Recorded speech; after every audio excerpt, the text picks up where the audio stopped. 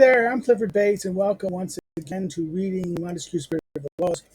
Today we're doing Book 19, which is the last book in the third part, which dealt with the climate, territory, now with Moors, right? The question of Moors.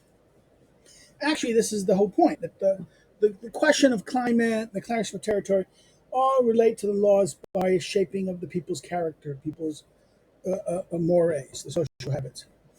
So let's look at Book 19. Book 19 is 27 chapters, and the last chapter is a doozy. Chapter 27 has 73 paragraphs. It's the longest part, so we'll be here a while. Chapter 19 on the laws and their relation to principles forming the general spirit, the spirit, and the mores and manners of a nation. So the general spirit of a nation, their mores and their manners. The spirit of a nation, right? This idea. This is the principles that what forms, what are the laws and what are the relations, the principles that form the general spirit, the mores, social habits, social customs, and the manners of a people, right? So, chapter 1 on the subject of the book. This material is very extensive.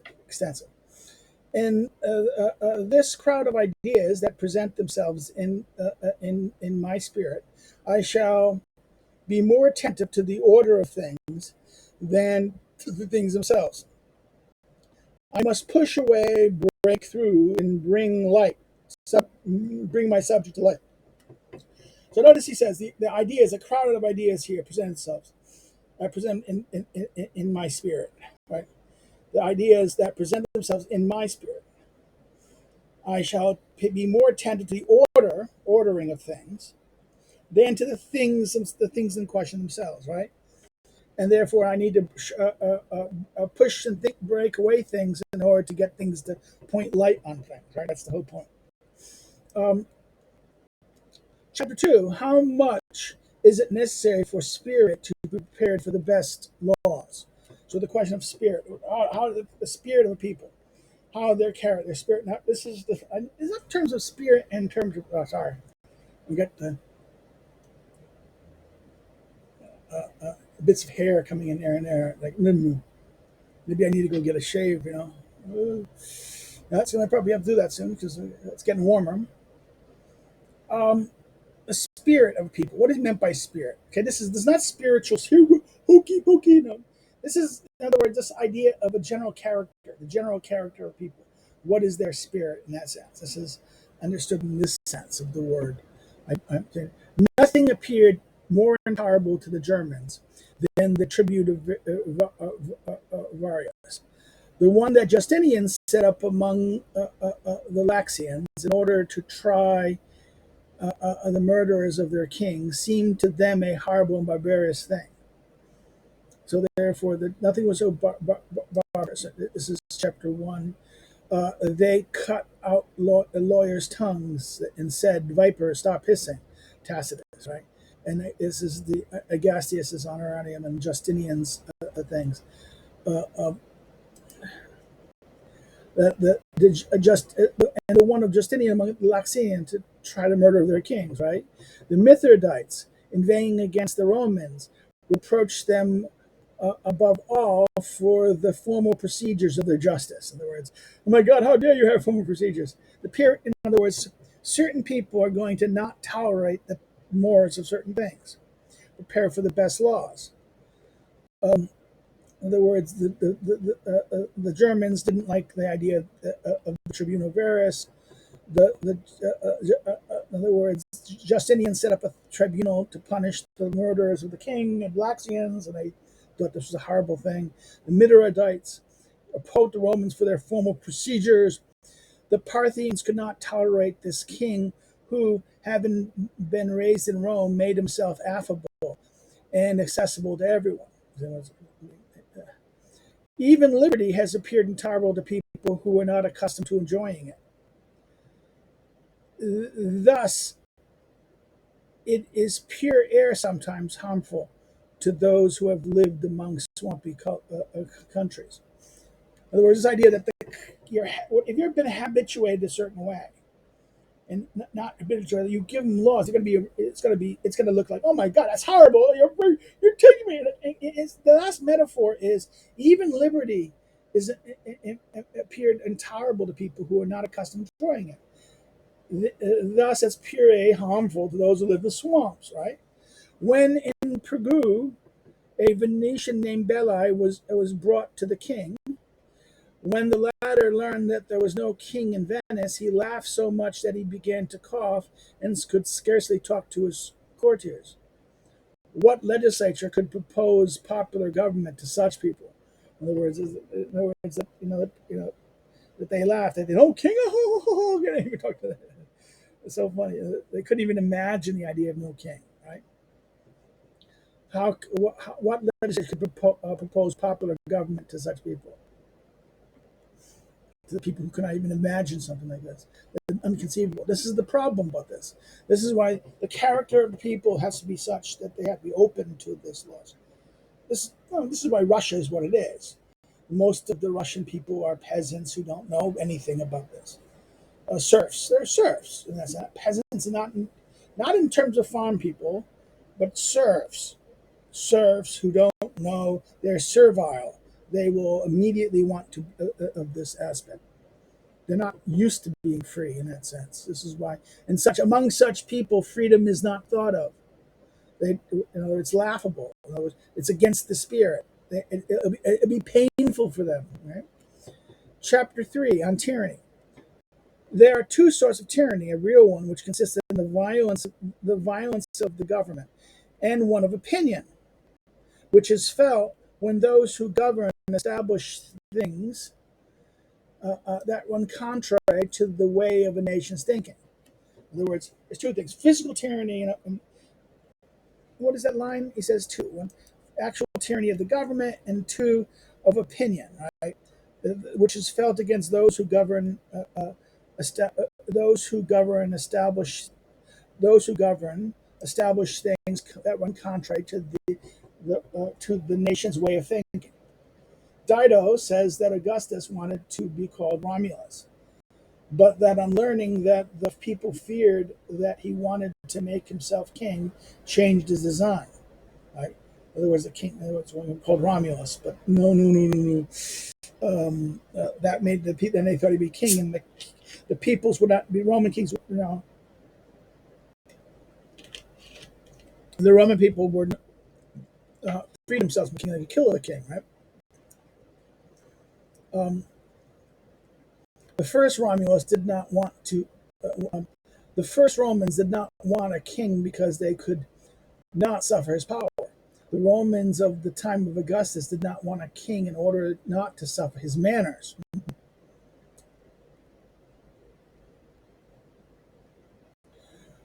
For those Caesar, the triumvirs, and Augustus were real kings, they had preserved the appearance of equality, and in their private lives they seemed opposed to the kingly pomp of the time. And when the Romans did not want a king, this meant that they wanted to keep their own manners and did not want to and not to take those of African and Eastern people. So the Romans' idea of the Romans not wanting a king is not, it was more about them wanting to maintain their own manners, their habits, and not take on the habits of African and Eastern peoples. Okay. In other words, that's important, the idea that you want to preserve who you are, your identity, and that therefore the king meant to become a king, to rule be a king. That would be, you would become like those Africans and those Egyptian peoples. And that's the mistake. By the way, that is the mistake of Anthony. By Anthony hooking up with Cleopatra and taking that and getting so seduced by the images of the Greek and the Eastern people of the Egyptian reign was alien to the Roman. Even though he was a Roman, he became no longer Roman. His perception of the type of rule he was going to bring upon him was that of the Greeks, and that was unbearable for the Romans. Right? Dido tells us that the Roman people were very angry with Augustus because of a certain law he had made, which was too harsh. but that their discontent ceased as soon as he brought back the actor Pallades, who had been driven out of the towns by the factions. Such a people felt tyranny more vividly when a buffoon was driven out of a town was driven out than when all their laws were taken from them. So therefore, this is an interesting point that the Roman people and the corrupted people were more concerned that a buffoon was talking about than their laws were taken from them. Okay, they didn't like the law, but the fact that he then brought back an actor who was driven out, a buffoon was driven out, is again then they forgot about the laws, right? This is a very important point about this. Two types of tyranny. Of the perception of tyranny can be just because you're not governing.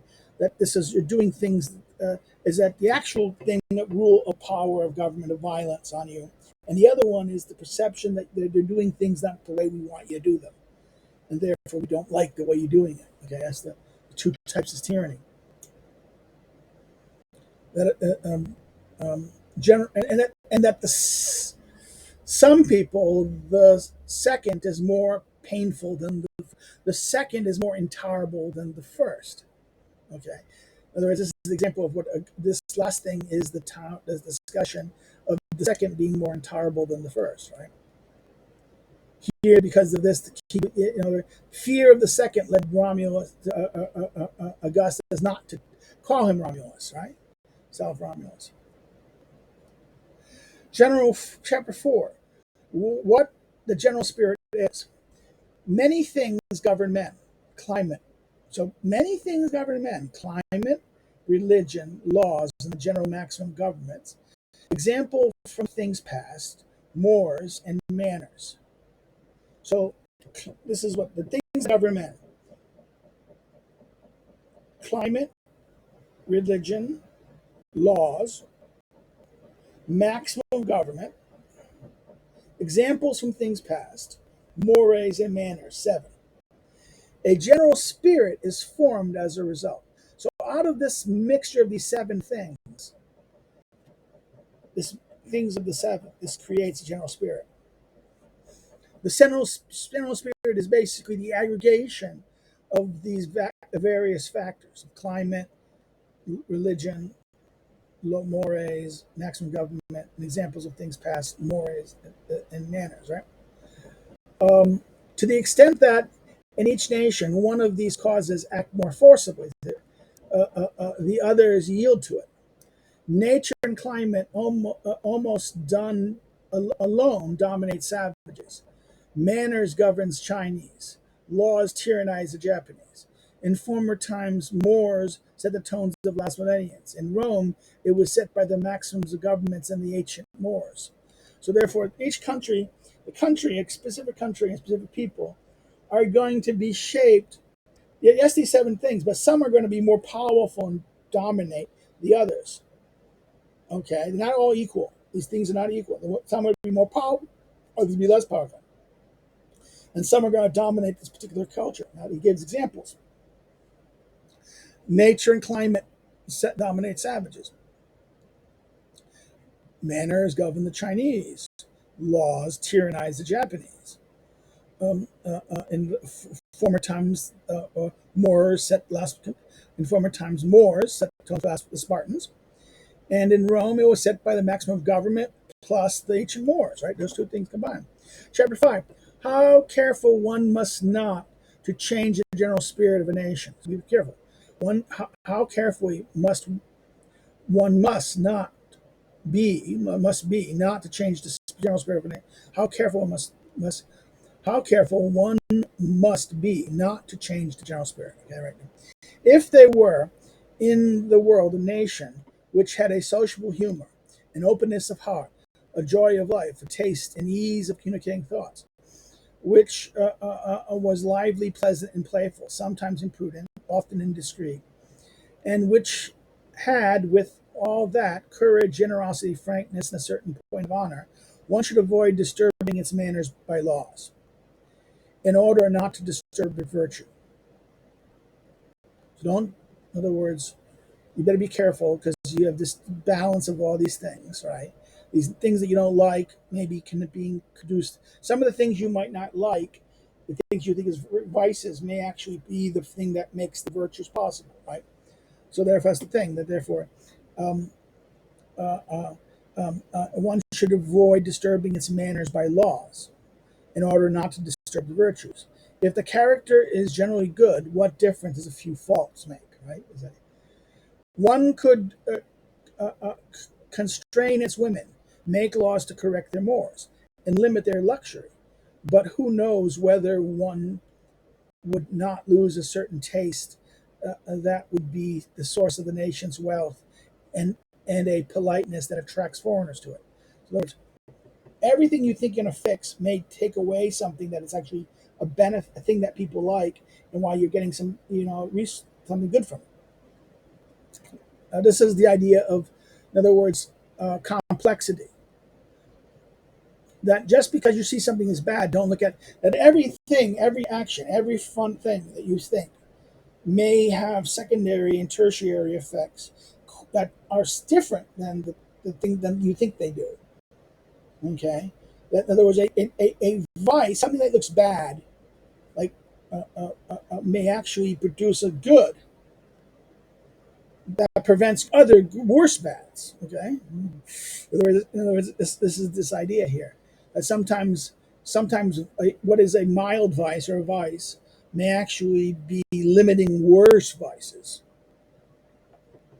Okay, or even producing goods in that case, right? The legislature is to follow the spirit of the nation when doing so is not contrary to the principles of government. So the spirit of the nation is the principle of government. For we do nothing better than what we do freely and by following our natural genius. So therefore, what is the spirit of the nation? Therefore, that what the principles should not be contrary to the principle of government. Legislature should follow this unless it runs completely contrary to the spirit of government. If one gives a pedantic spirit to a nation, generally a nation naturally full of gaiety, the state will gain nothing, neither at home or abroad. Let it do frivolous things seriously and serious things gaily, gaily, gaily, gaily. In other words, this is by making it, he says that make it a person. In other words, that a joyous, a nation of natural gaiety, a state. In other words, giving a pedantic spirit to a nation who is like this, state will gain nothing. Right. Chapter 6. That one must not correct everything. Okay, don't correct every mistake. We we be left as we are, said the gentleman of a nation whose closely resembling the one which we have just given an idea. Nature repairs everything. It has given us a vivacity capable of offending, and another apt to make us and one apt to make us inconsiderate. The same vivacity is corrected by the politeness it brings us, by inspiring us with a taste for the world, and above all, for commerce with women. May we be left as we are. Our discretions joined to our harmlessness make unsuitable such laws as to curb our social humor. So therefore, you must not correct everything. Not is it going? This is the things. This matrix that creates the spirit. As long as it's contrary to the type of government, that doesn't really undo the legislation to that point before. That you're gonna have to. It's like this is that famous problem in social policy. We solve a social crime. We think we solve something that we think is a social ill, but then it produces more ill, not no less ill. Okay. This is the nature of. This is why our human social behaviors are complex. This complex model of why the nation has a certain character. Be careful because maybe one of the vices may actually be, like I said, some things that we might look at as a vice may actually be moderating something that's even worse, or might make something even more dangerous. Or maybe giving the virtue that then gives no benefit to it, the situation. Chapter 7 on the Athenians and the Lacedaemonians, the Spartans and the Athenians. Right? The Athenians continued this gentleman The Athenians, continue the general, were people who had some relation with our own. They put gaiety in their public business. A joke from the rostrum pleased them as much as one in the theater. The vivacity they put in their consoles was carried over into their execution. The character of the Lacedaemonians was grave, serious, dry, taciturn. One would have made no better use of Athenian by boring him than of a Lacedaemonian by amusing him. So that's the two different people, right? Two different, the Athenians and the Spartans. The Spartans and the Athenians were two different characters. One more of a commercial people. One was this a military people, right? This chapter 8, the same effect of a sociable humor. The more communicative people are, the more easily they change their manners, because each man is more a spectacle for another. One sees the singularity of individual better. So therefore, this is the more communicative people are, the more they communicate. In other words, they change their manners because each man is a spectacle, a show for another. And one sees the singularity of their individualities better in that case. Right? The climate makes a nation like to communicate, also makes it like to change. And what makes a nation like to change also makes its taste take form. So therefore, their changeability, their climate is warm enough that their changeability, they like it. The society of women spoils mores and forms taste. So the society of women, the interaction which spoils the mores and forms taste. The desire to please more, the desire to please more than others, please more than other, the please more than others, establish or ornamentation. Ornamentation. I want to please more than others. I want to please me. I want to please more than the other ones. This is ornamentation, and the desire to please more than oneself establishes fashion. More than oneself, the desire to please more than oneself establishes fashion. Fashions are an important subject, as one allows one's spirit to become frivolous. One constantly increases the branches of commerce. Now, this is Vanderbilt, right? This is Manderville, a fable of the bees, right? From that. This idea is that fashion becomes the idea that I want to please another. I want to please another. So therefore, women spoil mores but form taste. Desire to please more than others, establish ornamentation, and desire to please more than oneself, fashions. Right? Fashions is and fashion is an important subject. As one allows one spirit to become frivolous, one can increase its commerce. They want more different things.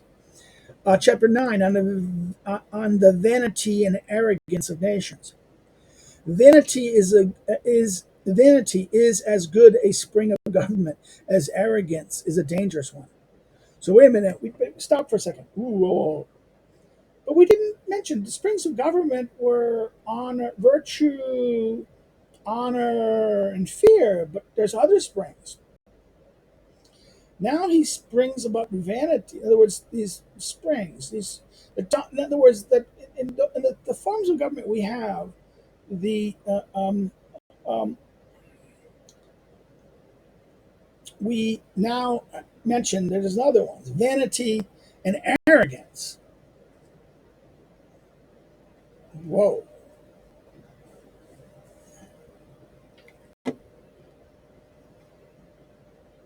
Vanity is good as spring of government, as arrogance is dangerous. So vanity is good, and where compared to arrogance is dangerous. To show this, one only has to imagine oneself. Imagine B is here. B, yeah. Okay, this is the translation. This to imagine oneself on the one hand, the immensible goods, the innumerable goods resulting from vanity, luxury, industry, arts, fashions, politeness, and taste, and on the other hand, the infinite evils born of arrogance of certain nations, laziness, poverty, the abandonment of everything, destruction of the nation that chance has let fall into their hands, as well as their own nation, into their hand as well. Laziness is the effect of arrogance. Work follows from vanity. The arrogance of the Spaniard will incline him not to work. The vanity of the Frenchman will incline him to try to work better than others. So vanity, in other words, this is very interesting. There's vanity here. If you think of vanity, we think of vanity as something negative, right? But he's showing that vanity is an engine of separation, of distinction, and that therefore this leads us to work, to try better, to do things. Whereas arrogance, I'm better than you, therefore leads to laziness, not effectiveness, and mistreatment. Every lazy nation is grave, for those who do not work regard themselves as sovereign over those who work. Examine all the nations, and you will see that that in most of them, gravity, arrogance, and laziness goes hands in hand. So therefore, this is this idea: the spirit is certain traits. Vanity, easiness. In other words, we look at the traits, and then the positive traits, negative traits. But the vanity is an interesting one. Vanity is a kind of a trait that's more positive than negative. Arrogance is one more negative than positive. And that you see arrogance, gravity, arrogance, and laziness go hand in hand. The people of Achem were proud and lazy. Those who had no slaves rent one. If only to walk 100 steps and carry 2 pints of rice, they would believe themselves dishonored if they carried it themselves. In other words, if in many places on earth, people let their fingernails grow in order to indicate that they do not work. Yes, in America, we know these, the black girls with those long fingernails. They don't work. This is arrogance. This is laziness and arrogance in its most thing. Let their fingernails grow to indicate that they do not work. The women of the Indies believe it is shameful for them to learn to read. This is the business, they say, of the slaves who sing hymns in the pagodas. In one case, they do not spin. In another, they make only baskets and mats, and should not even mill the rice. In others, they must not fetch the water. Arrogance there has established its rules and sees that they are followed. It is unnecessary to say that the moral qualities have different effects according to the other qualities united with them. Thus, arrogance joined to a vast ambition and greatness idea, etc., produced among the Romans the effect which are known to all. Now, see, this is a discussion of honor, right? This is so that in other words, the arrogance tied to this. In other words, it is unnecessary to say that moral qualities have different effects according to other qualities. So therefore, arrogance, laziness together, but arrogance joined to a vast ambition and a great idea. This is produced romance, right? That arrogance is tied to an ambition that is also greatness of ideas. Chapter 10, on the character of the Spanish and that of the Chinese. On the various characters of the nations are mixed of virtues and vices, of good and bad and qualities. The happy mixtures are those that result in great good, and one would often not expect them. Some result in great evils, and one would not expect them either. Good faith of the Spaniards has been the good faith of the Spaniard had been famous in all times. Justin tells us of their faithfulness regarding the deposit. They have often suffered death to keep them secret. Their faithfulness, the faithfulness they had of old, they still have today. All the nations that trade in Cadiz entrust their fortunes to the Spanish. They have never repented of it. But this admirable quality, joined to their laziness, forms a mixture whose effects are pernicious to them. Before their very eyes, the people of Europe carry on carry all the commerce of theirs. The people of Europe carry on all the commerce of their monarchy. The mixture that forms the Chinese character contrasts with the mixture that forms the Chinese character. The precariousness of their lives make them so prodigiously active and so excessively desirous of gain that no commercial nation can trust them. This acknowledged unfaithfulness has preserved Japan's commerce for the Chinese. Japanese commerce for the Chinese. No European trader has dared undertake it in their name. However easy this might have been for the maritime provinces in the north. In other words, this is interesting. That this point here is, in other words, the Chinese are so that no one can trust them. This is why Japanese. Why did no Europeans would undertake it? The Japanese would. Why? Because their laws. The Japanese lived under laws that were so tyrannical that therefore the violations they would impose that tyranny on the Chinese. Okay, undertake it in their name. However, this is easy. However easy this might have been for the northern paradise of the north. Right? Chapter 11, reflection. I have not said this to diminish in any way the infinite distance between vices and virtues. God forbid. In other words, I'm not going to say this. The virtues and vices. He's not saying that I'm not going to. In other words, he's saying that every nation is going to have virtue and vices. There's always going to be a selection of them, and there's going to be some vices that actually make things better. In other words, he's going to say this idea of this question of character, and this is basically an aggregate of the different habits in that sense, shaped by those 7 factors instead, right? The spirit.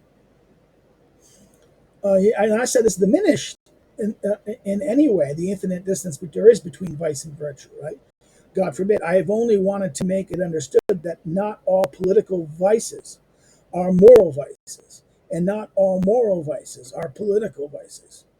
And those who make laws that run counter to the general spirit should not be ignorant of this. In other words, if you're going to make laws that run to the counter, in other words, he's saying that not all political vices are moral vices, and not all moral vices are political vices. Therefore, you should be paying attention to the political vice.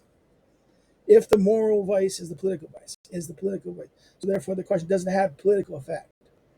Does the vice, and maybe even the virtue, have political effect? This is what's matter. The effectual truth, right?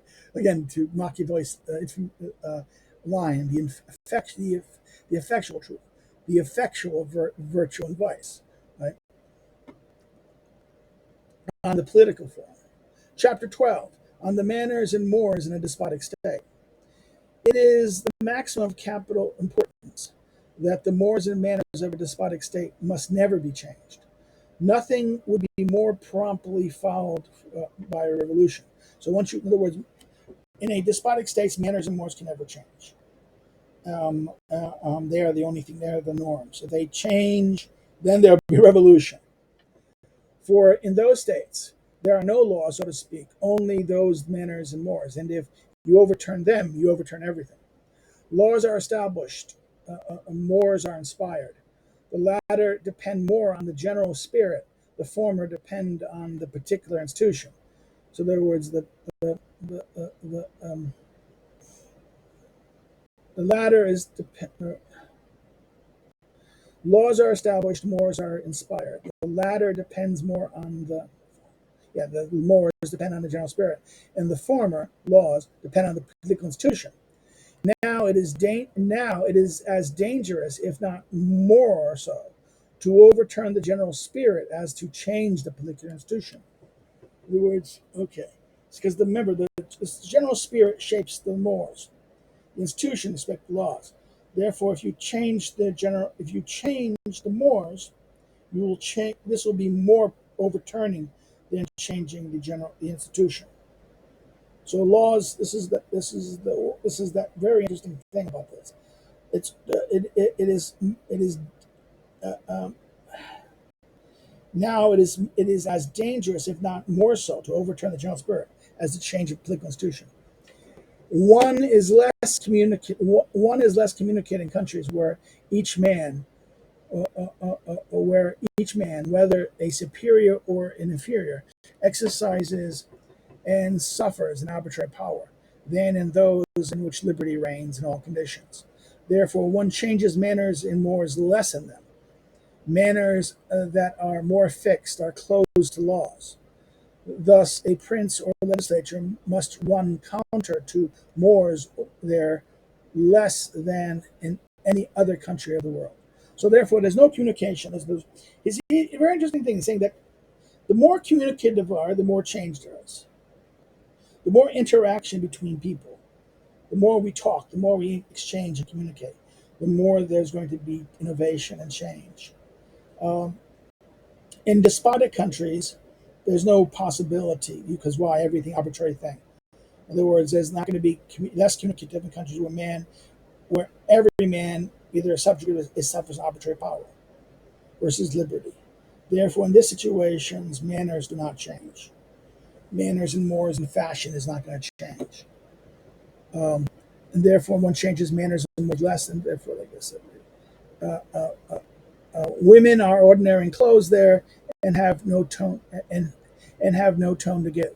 In other countries where they live with men, their desire to please and one desire to please them prompts one to change manners continually. The two sexes spoil each other. Each lose its distinctiveness and essential quality. Arbitrariness is put into what was absolute, and manners change every day. So therefore, it's interesting. And this is why in countries that are very much moved by manners and closed mores, those on closed women. Why? Because commerce with women leads to change. Why? Leads to commerce with women leads the sexes to spoil each other. Because why? They try to please each other. Men will live with men. They desire to please, desire to please, and the desire to please them too, prompt manners to change constantly. He says they change every day. In other words, distinctiveness and quality of this, then arbitrariness is put into what was absolute. The customs are, in other words, the customs become what was absolute in a despotic rule. The customs now it destroys everything. And manners change every day. Chapter 13, manners among the Chinese. But in China, manners are indestructible. Not only are the women completely separated there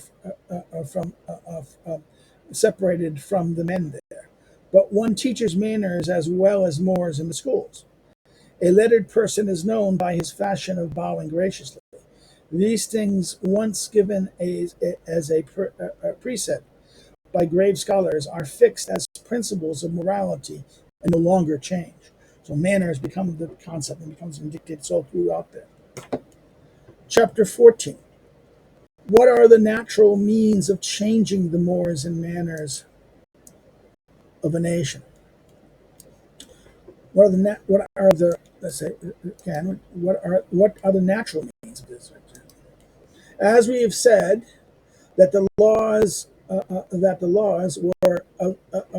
the particular and precise institution of the legislature, and the mores and manners the institution of the nation in general. So the nation is that the institution of the legislator is the laws, right? The manners and mores the people, the society, right? From this, it follows that when one wants to change the mores and manners, one must not change them by the laws, as this would appear to be too tyrannical. It would be better to change them by other mores and manners. In other words, see, if you do it by the laws, this would be despotic, it would be tyrannical. If you want to change it, you have to change it by introducing new manners and new mores. Thus, when a prince wants to make great change in a nation, he must reform by law what is established by law, and change by manners what is established by manners. And it is a very bad policy to change by laws what should be changed by manners. The laws that oblige the Muscovites to shorten their beards and their clothing, and the violence of Peter I in trimming up to the knees the long robes of those who entered the towns were both tyrannical. The means of preventing crimes are the means of preventing crimes are penalties. The means of changing manners are example. So, in other words, crimes are dealt with by penalties, and manners. The means of changing manners are the means of stopping crimes is penalties, and the means of changing manners are this. Right? Therefore, the penalties that he did would sound like penalties. To change manners through penalties is despotic, tyrannical. The ease and promptness in which this nation had become orderly has shown that this prince, too, had too low an opinion of it. There was the ease and promptness with this nation. The ease and promptness which this nation had become orderly has shown that this prince had too low an opinion of it, and that these people were not beasts, as he said. The violent means he employed were useless. He would have accomplished his purpose as well by gentleness. So this is a critique of Peter, right? He himself saw how easy it was to make change. The women had been enclosed. He himself saw how easy it was to make change. The women had been enclosed and in a way enslaved. He called them to court. He had them dressed in the German way, and he sent them fabrics. They immediately appreciated a way of life that so flattered their tastes, vanity, and passions, and they made the men appreciate it. What made the change easier was that the Moors of the time were foreign to the climate and had been carried there by the mixture of nations and by conquest. Peter found it easier than he had expected to give the mores and manners of Europe to a European nation. The empire of climate is the first of all empires. So the climate is the first of all empires. So therefore, he did not need laws to change the mores and manners of this nation. He did not need mores. The climate is the first of all this empire. He did not need the laws to change the manners and mores of this. It would have been sufficient for him to inspire other mores and other manners. They didn't need to have laws to do this. He can just do it by this changing of the clothes, right? Bringing in the new tablets and just changing the domestic custom. In general, peoples are very attached to their customs. Taking their customs from them violently makes them unhappy. Therefore, one must not change their customs, but engage the people to change them themselves.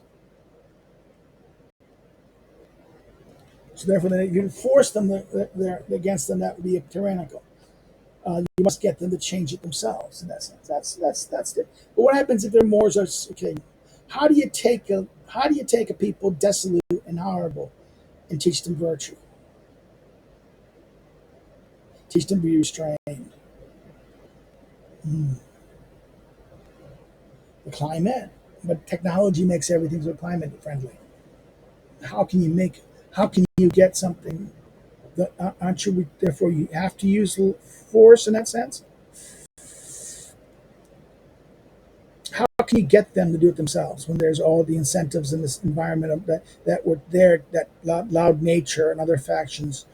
How can the Moors be changed positively to make them tougher, make them strainer? That's very difficult. Religion, but then religion would be a tough religion, right? Every penalty that does not derive from necessity is tyrannical. So every penalty that does not derive from necessity is tyrannical. The law is not a pure act of power. Things indifferent by their nature are not within its scope. The resort. to resort, not when it's resort. Every penalty that is not derived from necessity is tyrannical. So therefore, the penalty must come from necessity of the event. A law is not a pure act of power. Law is not mere despotic rule. Law implies some justice. Things indifferent by their nature are not within its scope. In other words, laws must be something indifferent to the nature of what the law is, or why the law is being done, is not within the scope of the thing. Chapter 15: The influence of domestic government on political government.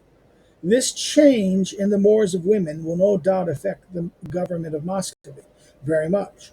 Everything is closely linked together. The despotism of a prince is naturally united with the servitude of women, the liberty of women with the spirit of monarchy. Right? Chapter 16: How some legislatures has confused the principle that govern men. So therefore, this is the legislatures don't understand the principles that govern, have confused the principles that govern men. Right? Mores and manners are usages that laws have not established. Okay? Mores and manners are usages laws don't establish mores and manners, or that they have not been able or have not wanted to establish. So they have, in other words, usages that laws have not established, or that they have not been able or not have wanted to establish. Okay, so maybe a law. Okay, this is that weird, complicated sentence here. Manners and mores are usually laws that have not established, or that they have not been able or have not wanted to establish. In other words, that laws, these things exist even if I don't want them to establish. They're not going to control it. Right? The difference between laws and mores is that while laws regulate the actions of citizens, mores regulate the actions of the man. The difference between mores and manners is that the first are more concerned with internal and the later external. So mores internal, manners are among each other, right? So laws are citizens. Laws affects the actions of the citizens, the public being the mores, the man. Mores deal with internal, and manners the external. Later, sometimes in a state, these things are confused with one another. Right? 16. Moses made a single code of laws. The first Romans mixed together old customs and laws. Right? In fact, I mean, the Greeks have the problem of that because of the weird thing of this. Right? Lycurgus made a single code of the laws, the mores and the manners, because that's nomos, right? And the Chinese legislature did the same. So therefore, sometimes they mix them together. One must not be astonished if the legislature of Lacedaemon and those of China confuse laws, mores, and manners. This is because mores represented laws and manners represented mores. Mores represented laws and manners represented mores. So this is because mores represented laws and manners represented mores. Again, this is interesting that the manners shape the laws in that way. The manners represent the laws in that fundamental sense. The principal object of the Chinese legislature was to have their people live in tranquility. They wanted men to have as much respect for each other. They wanted each one to feel at every instant that he owed much to the others. They wanted every citizen to depend in some respect on another citizen. Therefore, they extended the rules of civility to a great many people. Thus, among the Chinese people, one sees villagers observe between themselves ceremonies like those of people of a higher condition. This is a very proper means of inspiring gentleness, of maintaining peace and order among the peoples, and of removing all the vices that come from a harsh spirit. So therefore, this is the mores. That you get the habits, you get the manners. The manners will then shape the mores. Then the mores will shape the laws in that sense, right? And indeed, it is not freeing oneself from the rules of civility the way one seeks to put oneself more at ease with one's faults, one's own faults. In other words, is it indeed is not freeing oneself from the rules of civility, the way one seeks to put oneself more at ease with one's faults. Okay, this idea. In other words, civility is preferable in this regard to politeness. This idea of rituals, manners, civility is like manners. Civility is preferable. Politeness is civility is preferable in this regard to politeness. Politeness flatters the vices of others, and civility keeps us from displaying our own.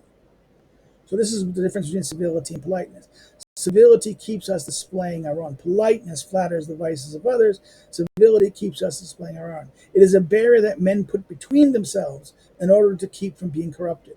So therefore, uh, um, civility is a barrier we put up between men not to be corrupted. Lycurgus, whose institutions were harsh, did not have civility as the object when he favored manners. He formed manners. He had in view a bellicose spirit he wanted to give his people, always correcting or being corrected, always instructing and being instructed. Is simple as simple as they were rigid. These people practice virtues for each other rather than showing them regard. So therefore, they corrected. So like the Chinese and Lycurgus are two different things. The Chinese politeness, civility, right? Civility. And this was a thing. Lycurgus, this is correction. They were harsh, warlike, bellicose spirit. You want to give this that they're always correcting and like this. Therefore, he'd rather they would each people practice virtue for each other rather than showing them respect or regard, honor. And that's it. Chapter 17, a properly particular a properly particular to the Chinese government. The legislature of China did more. They confused religion, laws, mores, and manners. They not only did they mix laws, mores, and manners, they also confused religion. All morality, all was morality, all was virtue. The precepts concerning these 4 points were that what one call the precepts concerning all these 4 points were what one called rights. It was in the exact observation of these rights that Chinese government triumphed. In other words, the exact observation of these rights, the rights. In other words, these religion, mores, and these 4 things were rights, and that they were practiced. That the Chinese government, one passed all one's youth learning them, all one's life practicing them. The scholar taught them, the magistrate preached them, and the rights encompassed all the minor activities of life. China was well governed when a way was founded to make them be observed exactly. 2 things make it possible to engrave these rights easily in the hearts and the spirits of the Chinese. The one, their extreme complicated manner of writing, which kept their spirit solely occupied with these rights for the greater part of their lives, because one had to learn to read from the books, and for the sake of the books that contain, and for the sakes of the book that contained them, the others, and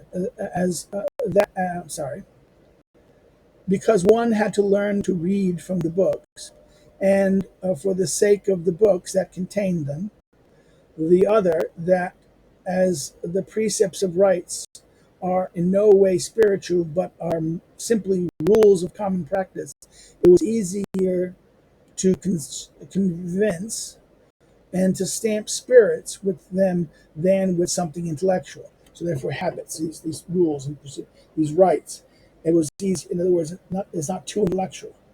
It's simple. Simple things. They weren't spiritual. They weren't they were no way spiritual per se, but rules of common practice. And because of this, it was easier than something that made them that was too complicated, right? Those princes who, instead of governing by rights, governed by force of punishments, wanted to have punishment do what it is not in their power, which is to give mores. So punishments cannot make mores. Interesting. In other words, by force of punishments. This doesn't work. This is against this criticism of Russian. Um, Punishments will cast out of society a citizen who, having lost his mores, violates his laws. But if everyone loses his mores, will punishments reestablish them? No, it won't. Punishment will indeed check many consequences. Punishments will indeed check many consequences of a general evil, but they will not correct this evil. In other words, they can check an evil but not correct it. Thus, when one abandoned the principles of Chinese government, when morality was lost there, the state fell into anarchy, and one saw revolutions. No end of revolutions, one could say, right? Chapter 18, consequence of the preceding chapter. The result of this is that conquest does not make China lose its laws. As manners, mores, and laws and religions are but the same thing there, one cannot change all of that at once. And as either the vanquisher or the vanquished must change. In China, it was always it had to be the vanquisher. For as the mores of the vanquisher are not their manners, nor their manners their laws, nor their laws their religion, it had been easier for the vanquishers to bend slowly to the vanquished people, and for the vanquished people to bend to the vanquished. So therefore, the Chinese, because all these things were done by right, and all their morality was like this, where the conquerors often the mores, in other words, the religion, mores, manners, and laws weren't all united in the same way, and therefore this is that their vanquishers. In other words, as for the mores of their vanquishers were not their manners, nor their manners their laws, nor their laws their religion. It was easier for the vanquishers to bend to the vanquished people than the vanquished people to bend to the vanquishers. Right? So, it's a very sad thing. Also followed from this, it was impossible for Chinese ever to be Christianity to ever have been established in China. Right? That's right. The vow of virginity, the assembly of women in churches, their necessary communication with the ministers of religion, their participation in the sacraments, the acquittal confession, extreme unction, marriage to a single woman. All these overthrow the mores and manners of the country and strike against the religion and the laws at the same time. The Chinese religion by the establishment of charity, the Christian religion by the establishment of charity, by public worship, by participation in the same sacraments, seem to require that everything be united. The rites of the Chinese seem to order that everything be separate. So therefore, the separation of things. So the Christian religion by the public worship, the establishment of charity, the participation in the same sacraments, they require everything to be united, right? And the equality, in that sense, right? This is the equality, apparent in Christianity. And whereas the Chinese wanted everything to have order and sequence and separate. And as one has seen that such separation is generally linked to the spirit of despotism, one will find in this a reason why monarchical governments, indeed any monarchical government, makes a better alliance with the Christian religion. In other words, the spirit of despotism is separation. So it's interesting. Chapter 19. How the union of religion, mores, and manners were made among the Chinese. The Chinese legislature had the tranquility of the empire as the principal object of the government. Subordination seemed to them the most appropriate means of maintaining it. As part of this idea, they believed they should inspire respect for the fathers. They brought together all their forces to do so. They established an infinity of rites and ceremonies in order to honor fathers during their lives and after death. It was impossible to give so much honor to the dead father without being drawn to honor in the living ones. Ceremonies for dead fathers were more related to religion, and those for living fathers more related to laws, mores, and manners. But these were only part of a single code, and this code was very far reaching. Respect for fathers necessarily involved everything that represent fathers: old men, teachers, magistrates, and emperor. Respect for fathers implies that a love to be returned to children, and as a consequence implies the return of love from the elders to the young people, and from the magistrates to those who were subject to them, and the emperor to his subjects. All of this formed the rights, and the rights formed the general spirit of the nation. One can feel the relation that Chinese fundamental constitution can have with things that are seemingly indifferent to it. This empire is formed on the idea of the family government. If you diminish paternal authority, or if you even withdraw the ceremonies that express one's respect for it, you weaken the respect for magistrates, who are regarded as fathers. Magistrates will no longer have the same care for the people, whom they would consider as children. The relation of love between the prince and his subjects will be gradually lost. Omit one of these practices, you shake the state. It is quite indifferent in oneself whether a daughter-in-law gets up every morning to perform such and such duties for a mother-in-law. But if one notes that these external practices constantly calls back to a feeling which is necessary to impress on all hearts, and which comes from all hearts to form the spirit that governs the empire, one sees that it's necessary for a certain particular action to be performed. So this idea, this discussion here is that the manners, mores, and things shape the character to so radically sense. In other words, that therefore that this is not only about doing a mother-in-law, the daughter-in-law to a mother-in-law. It's about this is done as one of the things that hold this system together, and that once these are not done, those are not done, and that breaks down. Right. Chapter 20: Explanation of the paradox about the Chinese. It is strange that the Chinese, whose life is so entirely directed by rights, are nevertheless the most unscrupulous people on the earth. This appears chiefly in commerce, which has never been able to inspire in them good faith natural to it. The buyer should carry his own scale, as each merchant has three of them: one heavy for buying, one light for selling, and the accurate one for those who are on their guard. I believe I can explain this contradiction. The Chinese legislature had two objects.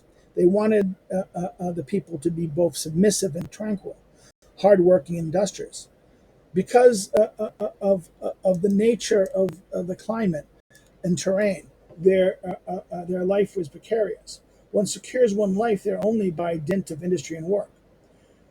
Whenever when everyone obeys and everyone works, the state is in a fortunate situation.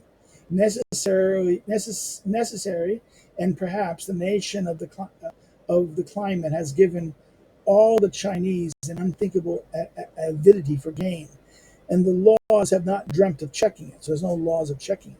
Everything has been prohibited if it is in question of acquisition by violence. Everything has been prohibited if it's a question of acquisition by violence. Everything has been permitted if it is a matter of obtaining by artifice and by industry. Therefore, let us not compare the morality of China with that of Europe. Everyone in China has to be attentive to what is useful to him. If the rascal has watched over his interest, he would be duped. He who is duped had to think had has had to think of his own. In other words, that if the rascal had watched over his interest, he who is duped has had to think of his own. Okay? And last Baton, stealing was permitted. In China, deceit is permitted. So therefore, this is interesting. The last Baton, stealing is permitted to teach you the skill of like this.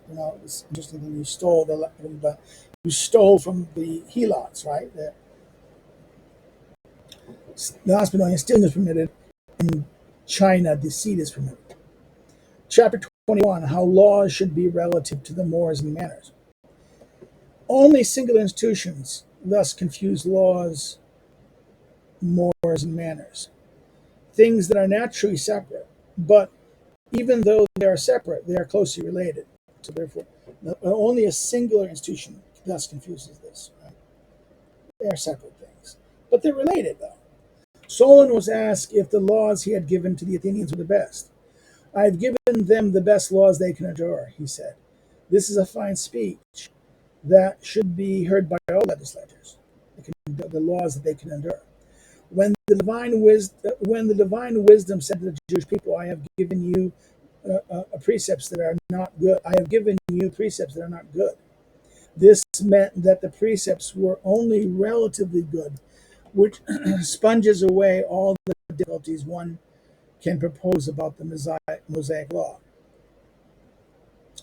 Chapter 22, continuations and further. When a people have good mores, laws become simple. Plato says that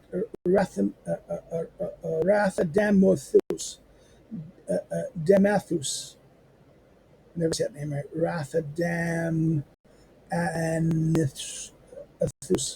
Anathus, who governed an extremely religious people, dispatched all trials speedily by having only an oath sworn on each count. Dispatched all trials speedily by having only an oath sworn on each count. But Plato also says, when a people are not religious, one can use oath only on occasion when those who swear it, such as the judge and witness, are without interest. In other words, they're not judges and witnesses of those interests. This is now 25 and 24. This is Plato's Laws, right? Plato's Laws, Book 12.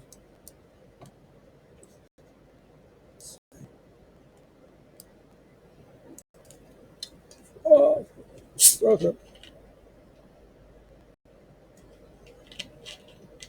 sorry. Chapter 23, how the laws follow Moors. At the time when Moors of the Romans were pure, there was no specific law against embezzlement. When this crime began to appear, it was deemed so infamous that it was condemned to restore what was taken, and was regarded as was regarded as a great penalty. Witness the judgment against Scipio. 27. This is the Scipio Conus, right? This is book 28, book 38 of Livy. Scipio tried to give it back. Chapter 24, continuations of the subject. The laws that give guardianship to a mother are more attractive to the preservation of the person, the ward. Those who give it to the closest heir are more attentive to the preservation of the goods. So if the guardianship goes to the mother, the ward is the most concerned. If it's given to the most closest heir, more attentive to is about the preservation of the goods, the estate, the family. Among people whose mores are corrupt, it is preferable to give the guardianship to the mother.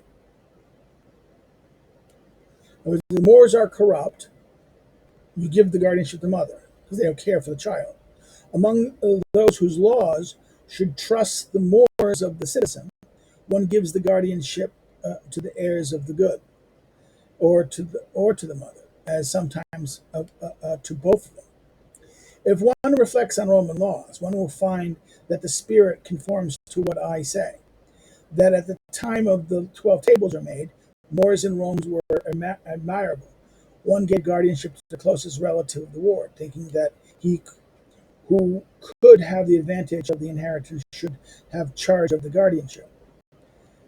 It was not believed that the life of the ward was in danger, though it was put in the hands of one to whom the ward's death could be useful. But when the Moors changed in Rome, legislators were also seen to change their way of thinking. If an appointing of guardian for the ward, says Gassius and Justinian, the testator fears that the person appointed will plot against the ward, he can leave the vulgar substitution open and put the wardship in part of the will that can be disclosed only after certain times.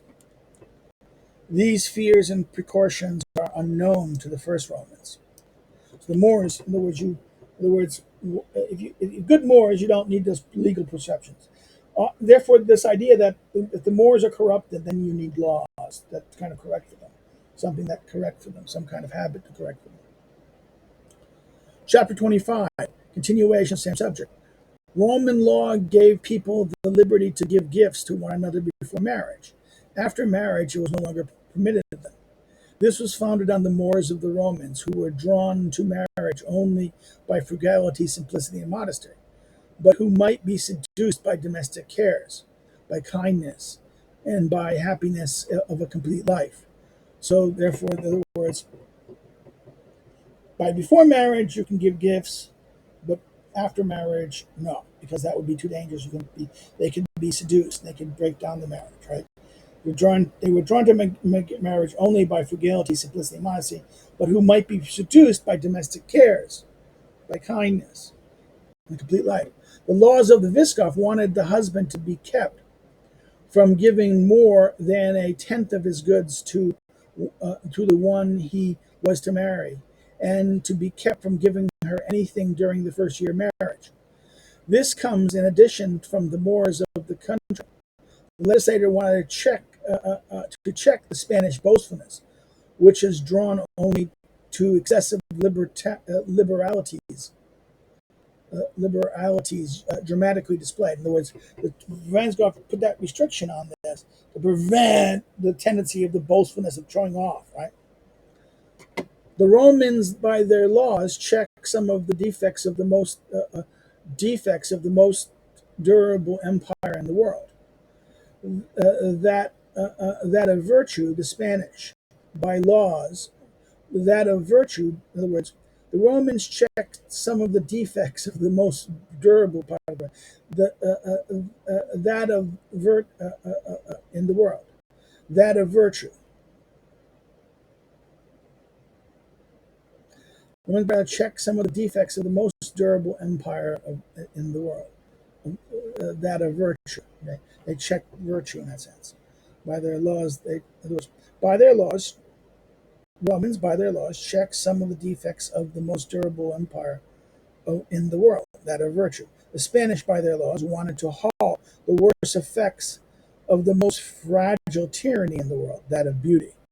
So therefore, the Romans want to do what? They want to check virtue. The defects, check the defects of of the world, that is virtue, defects of virtue. In other words, there's a defect in that the law would do to fix it.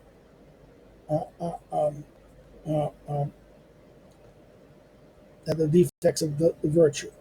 The defects in virtue, the laws check it, right? Here, the Spanish, by their laws, wanted to halt the worst effects of the most fragile tyranny, beauty, boastfulness, like this, okay? So, chapter 26, continuation of the same subject. The laws of Theodotus and Valentinus took the cause for repudiation from the early mores and manners of the Romans, and put it among the causes of actions of a husband who chastised his wife in the manner unworthy of a freeborn person.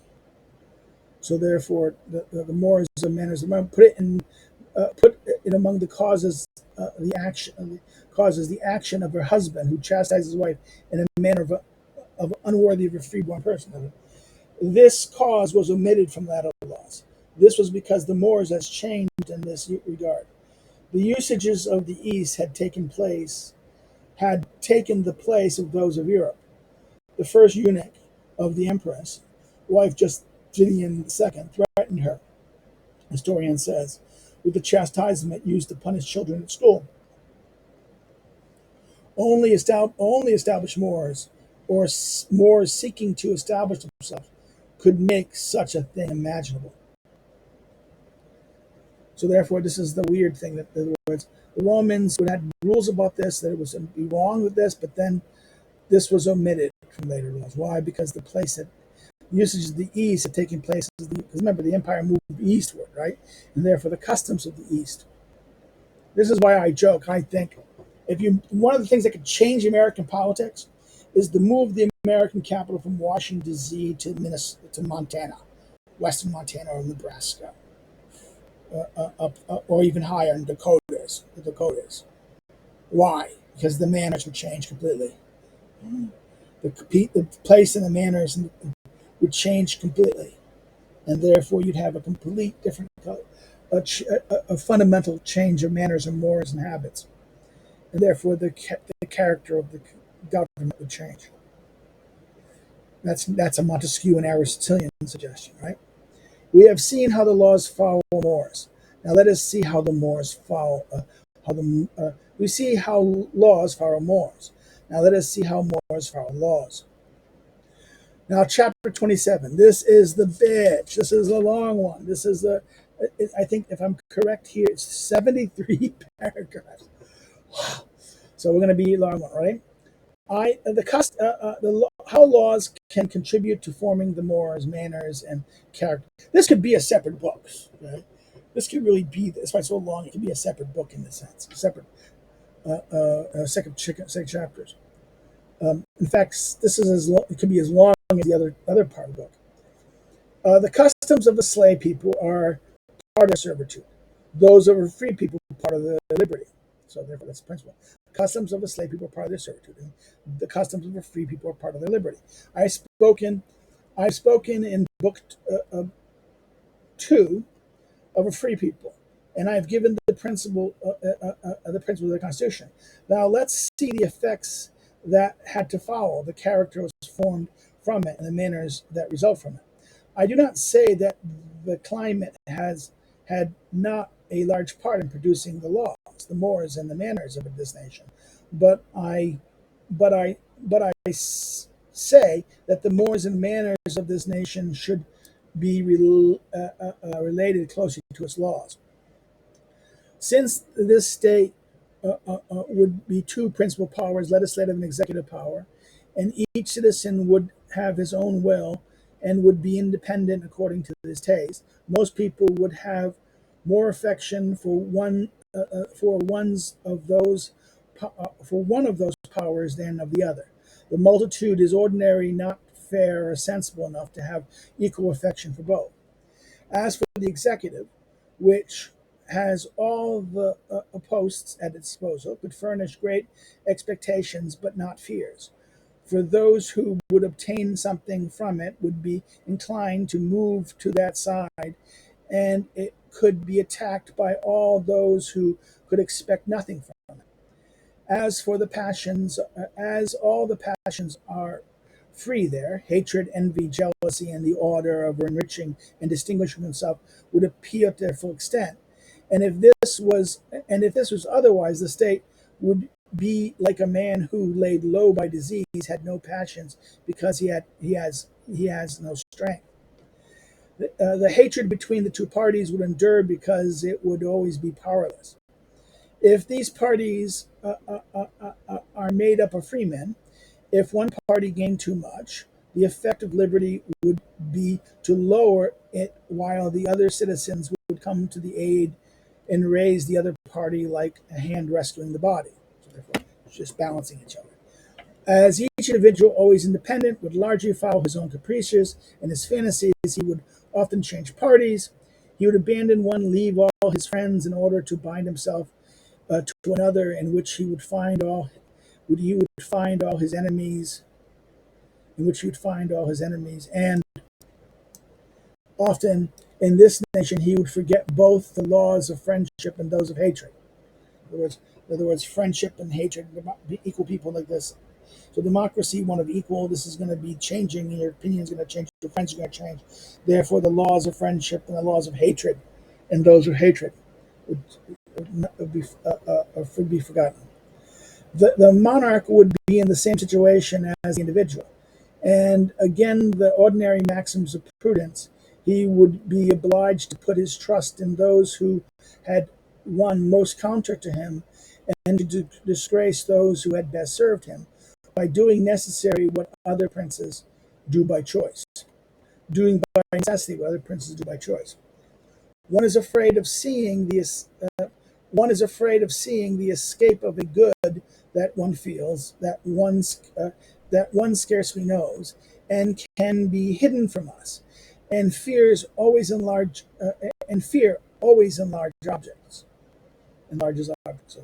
Seeing that, in other words, one is afraid of seeing the escape of the good one feels, that one scarcely knows, and that can be hidden from us, and fear always enlarges the object.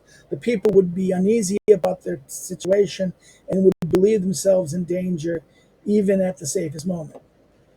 As those who would most sharply oppose executive power would be unable to admit the interested motives of their opposition, they would increase even more the terrors of the people, who would never know precisely whether or not they were in danger.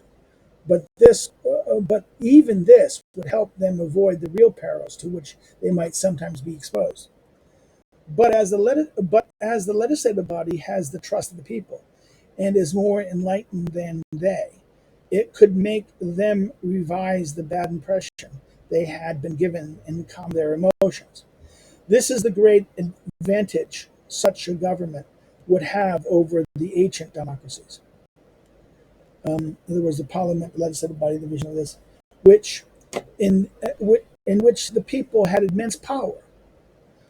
For when the orators agitated them, these agitations always had the effect. Thus, if the terrors impressed on the people had no certain object, they would produce only empty clamor, insults, and would even have good effect of stretching all the springs of government and making all the citizens attentive. But if those terrors arose on the occasion of an overthrow of fundamental laws, they would be insidious, lamentable, and hideous, and would produce catastrophes. So therefore, that's the problem. This is that in a legislative entity, the people's behavior might produce good effect. But if they were the assembly and they were doing that, would cause revolution and change, right? One would see an awful calm during which everything would unite together against the powers that violated the laws. If in the case where uneasiness had no certain object, some foreign power would threaten, the state would put its fortune and glory in danger. At that time, everything would unite in favor of executive power, as small interests would cede to greater ones. For if disputes were formed on the occasion of the violation of its fundamental laws, and a foreign power appeared, there would be a revolution that would not change the form of government or the constitution, as revolutions formed by liberty are but a confirmation of the liberty. So, in other words, if deputies are formed, if disputes are formed on the occasion of a violation of fundamental laws, and a foreign power appeared, there would be a revolution that would not change the form of government or the constitution, as revolutions formed by liberty are but a confirmation of that liberty. A free nation can have a liberator. A subjected nation can only have another oppressor. So a free nation can have a liberator. This can have only a suppressor. For any man who has enough strength to drive out the one who is already absolute master in a state has enough strength to become one himself. So despotic, right? Because in order to enjoy liberty, each must be able to say what he thinks, and because in order to preserve it, each must still be able to say what he thinks. A citizen in this state would say and write everything that the laws has not explicitly prohibited him from saying or writing.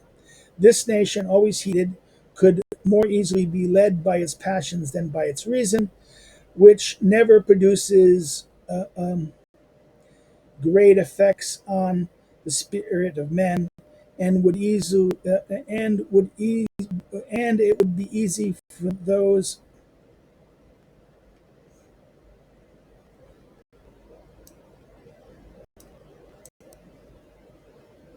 Okay, book 11. Sorry, I think this is book 11, not book.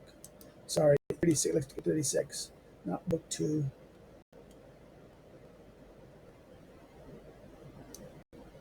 Yeah, book 11, chapter 6. This is Britain. This is about England. Okay, I'm sorry. This is I'm reading this and saying this sounds like England, right? I've spoken about these free people. Book 11. That's not book 2. Sorry, book 11. Okay, this is why I'm reading this and saying, why does this sound like England? This is like that book 11, chapter 6 of the Constitution of England. So the Norman, this is the liberator of the of William and Mary, right? Of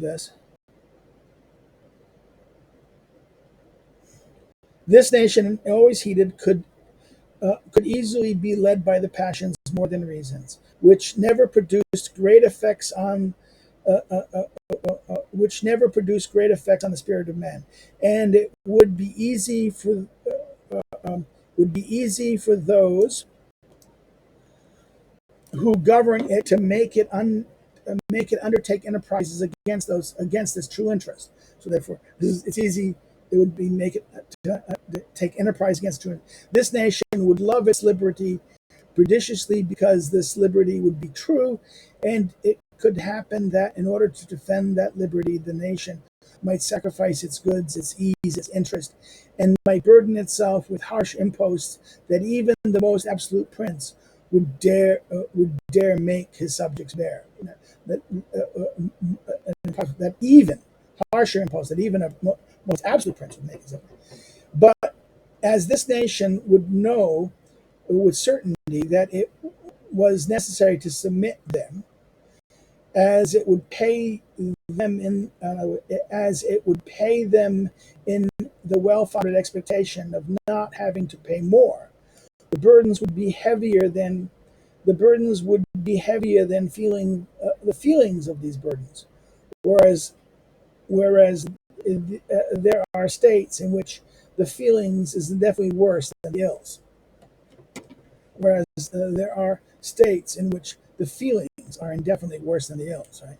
So therefore, but in this nation, one would know with certainty that it was necessary to submit to them, right, and would pay them in the well-founded expectation of not having to pay more, right? The burdens would be heavier than the feelings of those burdens. Whereas in other states, the feelings would be worse ill than the ills, right? This nation would have secure credit because it would borrow from itself and would pay to itself. It would happen that it would undertake something beyond the forces natural to it, and would assert against its enemies an immense fictional wealth that the trust and the nature of its governments would make real. If it was to borrow against itself, it would be able to do this wealth at this. It could raise money in ways that because it relied on it borrowed from people willing to pay it.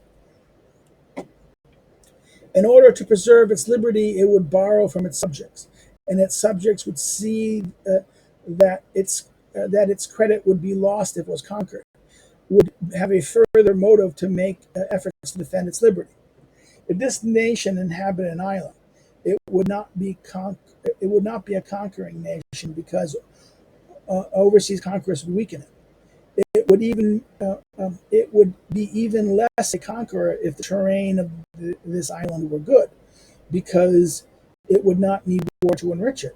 And as no citizen would depend on another citizen, each would make more of his liberty than the glory of a few citizens or of a single one.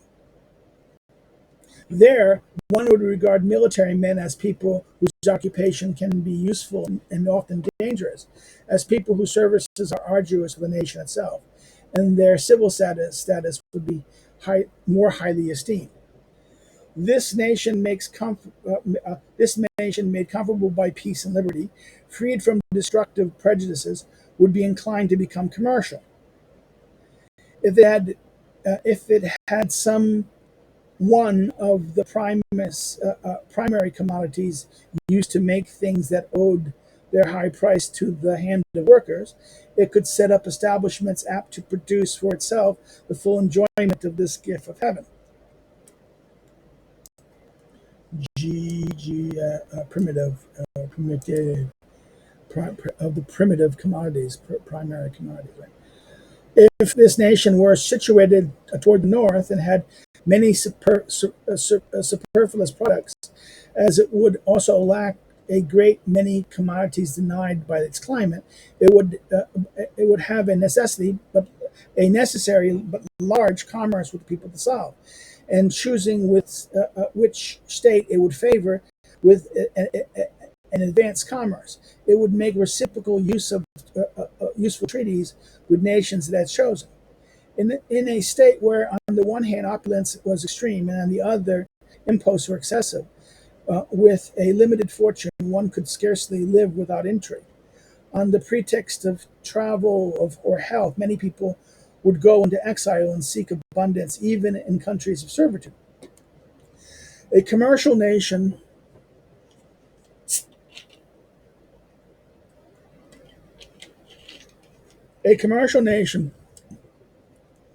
has a prodigious number of small particular interests. Therefore, it can offend and be offended in an infinity of ways.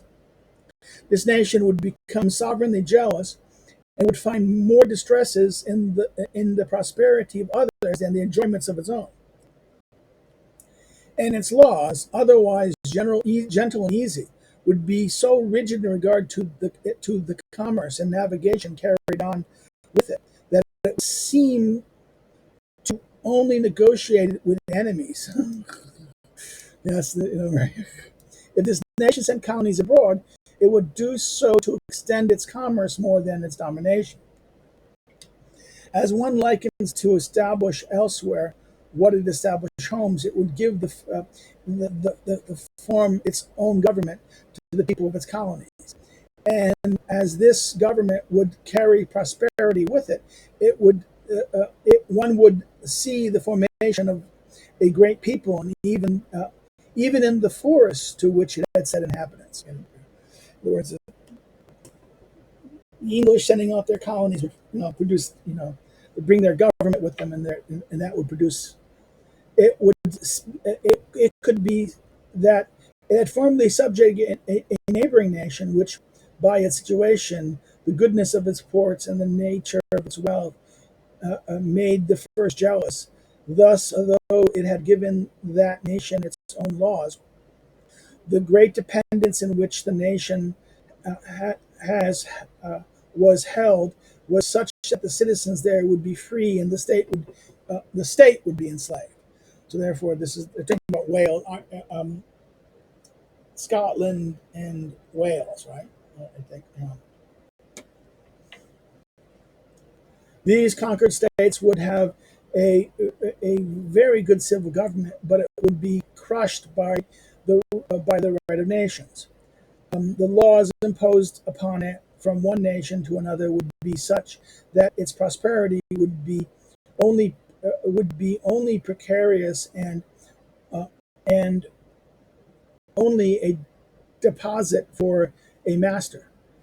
The dominant nation inhabiting the big island and being in possession of a great commerce would have all sorts of facilities for force upon the seas, and the preservation of its liberty would require it to have neither strongholds nor fortresses nor land armies. It would need an army on the sea to protect itself from invasions, and its navy would be superior to that of all others, which needed to employ their finances for a land war, to employ their finances for a land war, which no longer have enough for a sea war. Okay, so therefore, against the words, its navy be superior for all the powers which set the finances for a land war, and they couldn't have enough for a sea war. A naval empire has always given the peoples who have possessed it a natural pride, because feeling themselves able to insult others everywhere, they believe that their power is boundless as the oceans. This nation could have a great influence on the business of its neighbors, for as it would not employ its power making conquests, one would seek its friendship more, and one would fear its hatred more than the changeability of its governments and the internal agitations would seem to permit. In other words, this idea is that the changing of governments and the internal agitation that produce those changes of governments would imply that they would not be good friends, but but the benefit of themselves would be more friends. In other words, they would seek their friends more than the fear that, and one would fear its hatred more than the changeability of its governments. Right. Thus, it would be the fate of the executive power to be almost always uneasy at home and respected abroad. Right.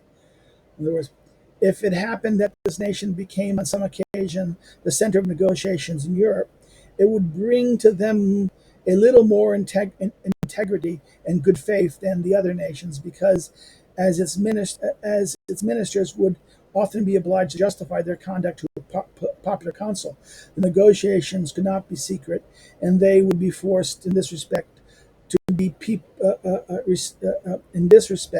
to be people of somewhat greater honesty.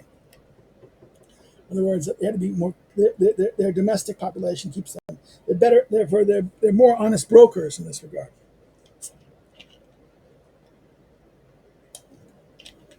In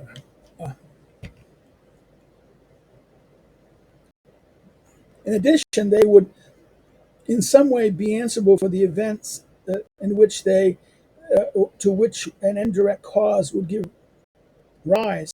The surest thing for them would be to take the straightest road. So therefore, they don't like. In other words, they would be answerable for something. This, therefore, they take the straightest road, the most direct path. Right. If at a certain time the nobles had a certain moderate power in the nation, and the monarch had found a way to base them while raising up the people, the point of the point of extreme servitude would be between the moment of the debasement of the important men and the one when the people began to feel their power. It could be that this nation, having formerly been subject to an arbitrary power, would on occasion have preserved that style, so that one would often see the form of absolute government over the foundation of a free government. With regard to religion, as is this state, each citizen would have his own will and would constantly be led to his own enlightenment or his own fantasies. What would happen is either that everyone would be indifferent to all sorts of religion of whatever kind, in which case everyone would tend to embrace the dominant religion, or that one would be zealous for religion in general, in which case sects would multiply. So apathy to religion, submit to the dominant one, or extreme care of religion, that would have infinite sects, right? Different divisions. Okay. It would be impossible for there to be in this nation people who had no religion and who would not for all that want to be obliged to change the one they would have had if they had one. In other words, if they had no, in other words, even if they had no religion, in essence, they didn't want to have no religion. They would rather have the one they have than. In other words, they would not, for all that, want to be obliged to change the one they would have had if they had one. For they immediately feel that the life and goods are no longer more theirs than their way of thinking, and that he who can rob them of the one can more easily take away the other. In other words, if they take away and they impose a religion on them. Therefore, this is, in other words, if you impose their religion on them or change their religion on them, that whoever can change their religion can change their goods, take their goods away from them as well. If among the different religions there was one whose establishment had been attempted as a means of slavery, it would be odious there because, as we judge things by, what we associate with them or see as dependent upon them, such as religion, would never come to mind together with the idea of liberty. Again, this is why the English had this hatred of Catholicism. Okay, it was seen as despotic on them, to them. The laws against those who profess this religion would not be bloodthirsty, for liberty does not imagine these sorts of penalties, but they would be so repressive that they would do all the evils that can be done in cold blood. Okay, in other words, again, this is repressive like this. They would not be bloodthirsty because liberty would not show up the time, but they're repressive and they can do all the evils that can be done in cold blood. It could it could happen that 1,000 ways that the clergy would have so little credit that the other citizens would have more. Thus, instead of being separate, they would prefer to bear the same burdens as the lay people, and in that regard make up only one body, but still seeking to be represented by the people. They would distinguish themselves more by retired life, a more reserved conduct, and pure motives. In other words, this is the idea that because they're not separate, not held higher in esteem, they're like this. This makes them they make them more retired life, more reserved conduct, and pure morals. This clergy, unable to protect religion or to be protected by it, lacking force to constrain, will seek to persuade. Very fine works will come from their pens, written to prove the revelations and the provinces of the great being. Okay, in other words, this is they can't use therefore they tried persuasion. It could happen that one would frustrate their assemblies and would not want to permit the clergy to correct even their abuses, and that in the frenzy of liberty one would rather leave their reform imperfect than to suffer them to be the reformed. The high positions that are part of the fundamental constitution would be more fixed than elsewhere. But on the other hand, the important men in this country of liberty would be closer to the people. Therefore, rank would be more separate and persons more confused. So therefore, even though they have this rank, but they're separations of this.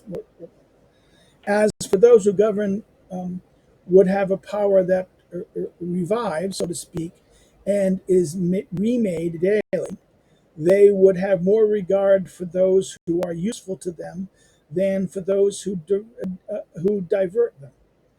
Thus, one would see their few courtiers, flatterers, and fawners, and finally, all those kind of peoples who take advantage of the very emptiness of spirit of important men. So, therefore, this idea of courtiers, flatterers, fawners, and finally, those people take advantage of the emptiness of spirit of important people.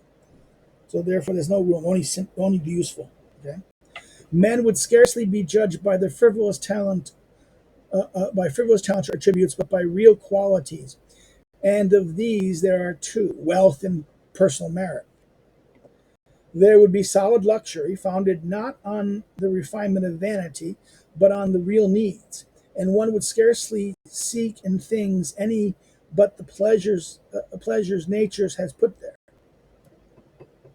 One would enjoy a great superfluity there, but never frivolous things would be prescribed, because many men would have more goods than occasions for expenditure. They would employ them eccentrically, and this nation there would be more of wit than taste. So wit and taste. In this nation there would be more wit than taste. They buy stuff. There'd be little vanity, and there's not taste.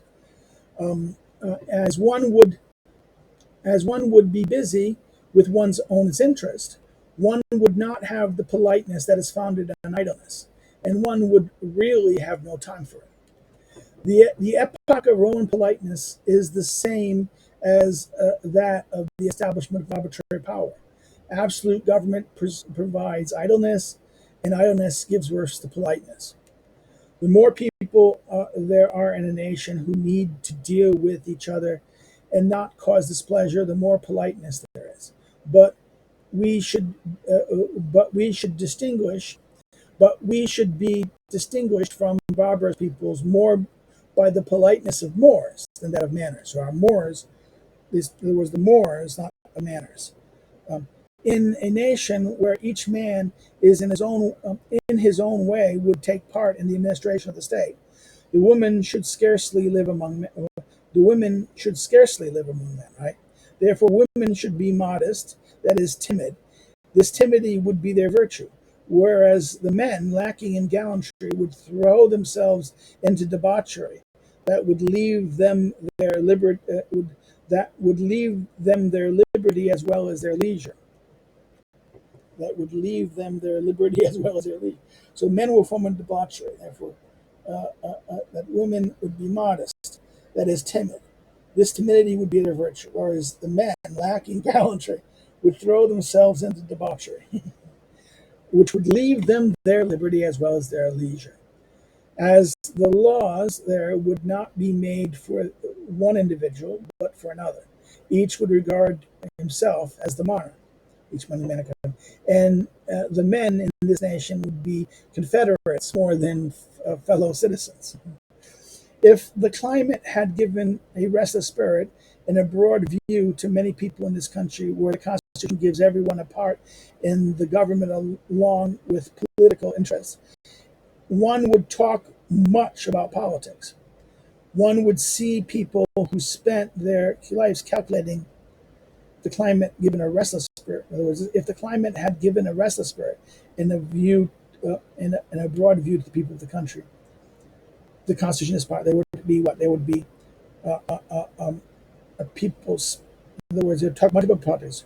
One would see peoples who spent their lives calculating about events, which, given the nature of things and the caprice, fortune that of men, are scarcely subject to calculation. In a free nation, it it often does not matter whether the individual reason well or badly. It suffices that they reason. From that comes the liberty that protects them from the effects of the same reasoning. So liberty protects them that they are a free nation. They're free to reason. They don't reason well badly. It's that liberty protects them from the bad reasoning. Right? Similarly, in despotic government, it is equally pernicious whether one reasons well or badly. It suffices that one. It suffices that one reason to run counter to the principle. It suffices that one reason to run counter to the principle of that government, the principle of the government. So reasoning is against the spot. Oh my God! Once you reason, oh God, so therefore, free countries reason as much as can. Reason won't hurt you. You reason in despotic government. That's reasoning is against the despotic country. The many people who would not worry about pleasing anyone would abandon themselves to their own humor. The majority who are witty would be tormented by that very wit.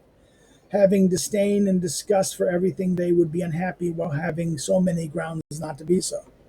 As no citizen, as no citizen would fear another citizen, this nation would be proud, for the pride of kings is founded only on their independence. Free nations are haughty.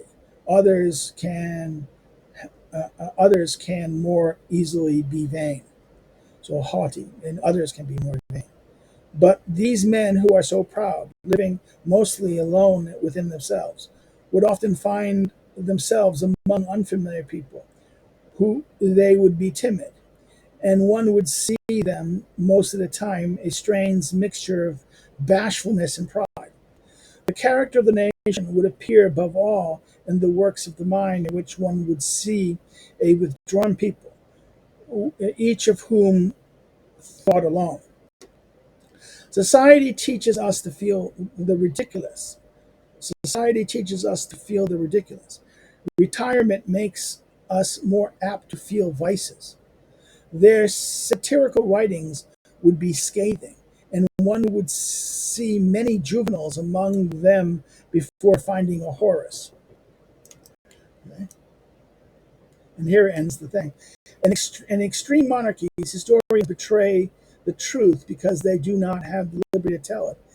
and extremely free states. They betray truth because of the very liberty for, as it always produces diversions. Each one becomes as much a slave of the prejudice of his faction as he would have been a despot. So therefore, this is the problem. In other words, monarchical states, one becomes a slave. They don't tell the truth. They betray truth because they're afraid to say it.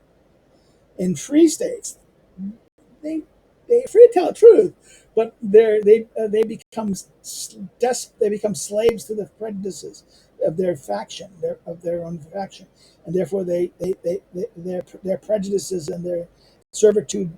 In other words, the divisions that liberty produces everyone being in the faction would will present its faction as being true.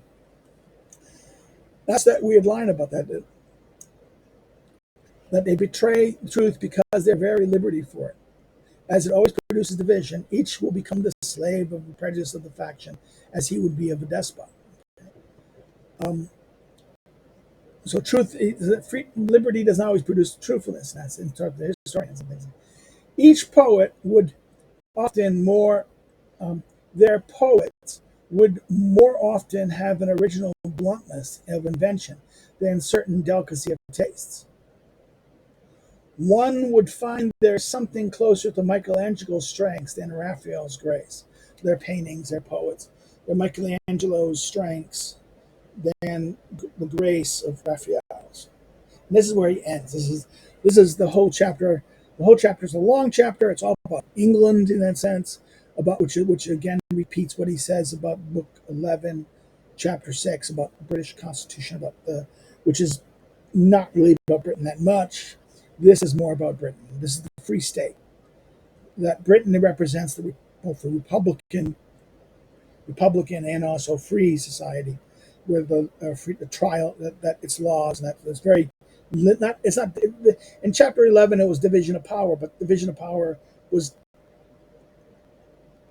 really not the issue of England, because what was interesting about England was their laws, right? Because most of the account was not about England, very little. Here, everything's about England in that sense. More so, this more focuses on England than Book 6 of Chapter 11 did. So let's stop here. So that's it. If you have any comments or questions, please put it below. This ends part 3. We're done with part 3. We'll be next book on chapter 20. We will look at part 4 of this. There are 6 parts of the spirit of the laws, and if I remember correctly, it's commerce. I think it's commerce. So we'll stop here. Again, any questions or comments, please put them below. If I'll respond to them once I see them. If you like it. Share it with a friend. Put it on social media. Spread the thing. If you have not subscribe. If you have subscribed and know people who might be interested, get them to join and subscribe. I like to build the channel a little bit. We're in the 300s. I'd like to grow some more. Now you didn't like it. Okay, you can say don't like it, but say why in the comments. Okay, maybe we can learn. Maybe we can learn. Another thing is that if you want to help, if you want to follow me on social media, links below. And if you want to contribute to helping me doing this kind of thing I'm doing, and there's a way to do that through Patreon and Subscribestar. And another way you can do it is by you can always send me a check if you can find me. But another way you can do so is through buying my books. I get that less directly. If you bought my book on the Lulu book, the book published by Lulu, that's a better way to get more money. You buy it by Lulu directly, that'd be more money. But the other books are still, you can buy them and I'll get the money somehow. The University of Warszawa book, I'm not getting any money from them. I'm surprised. I should have seen some money from them. They sell enough of them, but I don't think they have not sold that many. I don't know what's up with them. I get my revenue a little bit. I get like $100 or $200 a year from LSU, $50 to $100 a year at LSU. But that I would like to get more from Lulu. Okay, so Lulu would be great. So you want to buy a book? Help me buy a book. Okay, that's it. We post these on Mondays and Wednesdays. That's the Spirit of the Laws thing. On Tuesdays and Thursdays, we're doing something else. I think I post my other smaller things, finishing, smaller things like this. And then on Friday is either a live stream or some other activity or some other messing around. Okay, well, that's it. Take care. Have a good day. See you next time. Bye bye.